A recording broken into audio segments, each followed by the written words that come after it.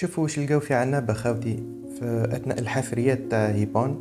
لقاو هدايا تيو بلو بلان، اللي كان واحد من الوسائل التي تستعمل في نقل المياه وتخزينها من طرف الأمازيغ والرومان بكري في المدينة. لهنا نشوفوا ان بوي، بئر، خزان، ريزرفوار، خزان تاع المياه.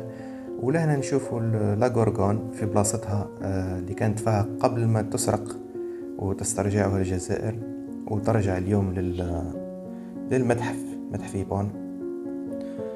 هذا التيو تاع لو بلان اللي لقاوه نورمالمون راهو مخزن بالمتحف يابان اليوم.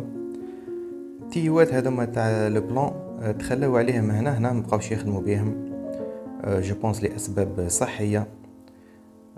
وانتم في التعليقات تقولوا لنا اللي ولد في دار قديمه اسكو لقى فيها الانستالاسيون تاع التيوات بالبلان ولا بالنحاس.